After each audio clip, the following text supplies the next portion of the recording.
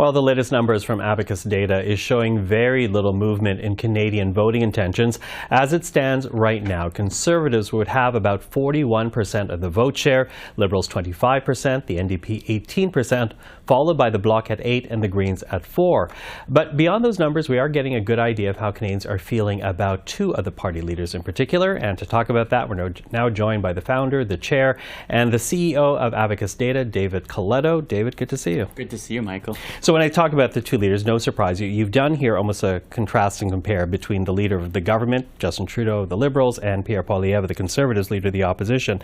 You know, what's interesting here is that there's a wide difference in terms of voting intentions. But when it comes to grading those two leaders in particular, it seems that Canadians are giving them, fairly equal grades, in particular when you talk about things like transparency, kindness, and being too extreme. Can you talk to us about that? Yeah, and I think the whole exercise and how people are reacting to these statements shows us that even if they might be inclined right now to say, I'm going to vote Conservative, as you said, 16-point lead nationally, they look at these leaders in different ways. And I think that tells us a lot about, as we head towards the next election, what Canadians might be looking for. So, for example, you used the kindness factor, right? Here's one area where Justin Trudeau and Pierre Poilievre are basically tied. Canadians are equally likely to think that that term describes both of them well or very well. Is too extreme, right? That would be oftentimes a criticism of Mr. Poilievre. The Liberals are certainly trying to make him out to be that way, but they're more or less tied on that one as well, which tells you on both sides of the spectrum, people think the other leader is too extreme. And what I find really interesting is that third one hides their true views. Again, often Conservative leaders are the ones who are often described as having a hidden agenda. In this case, more Canadians think that Justin Trudeau's hiding what he really thinks about things than feel that way about Mr. Poilievre. Yeah, interesting to see those impressions. But those are the areas in which there seems to be greater similarity in terms of how Canadians will grade them. But you also looked at some other areas, and this is where there is a greater difference in areas like genuine care, competence, empathy for what Canadians are going through. What are Canadians saying about that? Well, I think here we see where Mr. Poilievre has a big advantage over Mr. Trudeau, which I think explains why the Conservatives are doing so well. So on competence, right? Perhaps one of the core things we look for in a leader who can run the country, who can solve problems.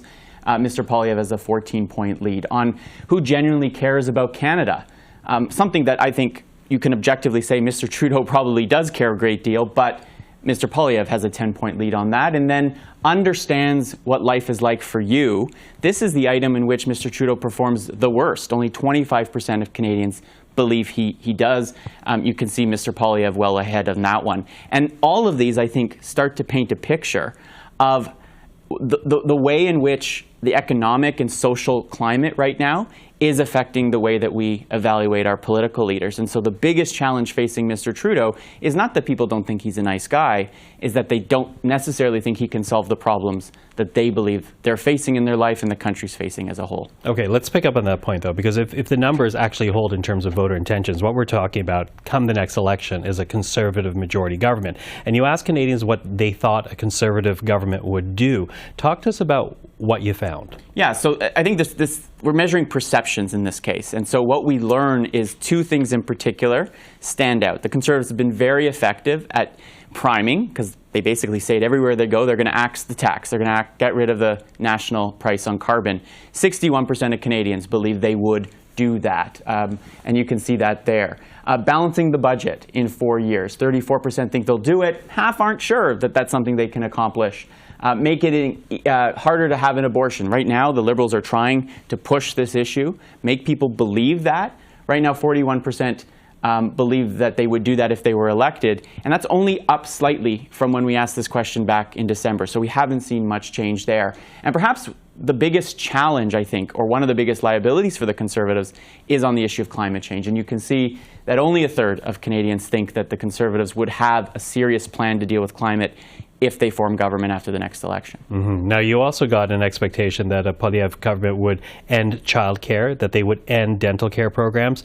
And when you ask more than 70% of respondents, though, they actually of the respondents you spoke to, 70% actually want the preservation of dental care and child care programs. So if the expectation is that the Conservatives will cut those, and that's against what Canadians want as a majority.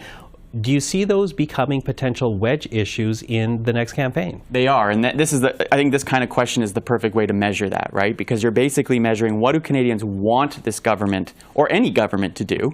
And you're right, a lot of the things the Liberals have done are quite popular: childcare, dental care. I think people generally want climate action. They're not necessarily thrilled with the carbon tax itself, but they want a government to be serious on those, and they do not want the government to make access to abortion more difficult. And so these are all issues right now where there is a gap.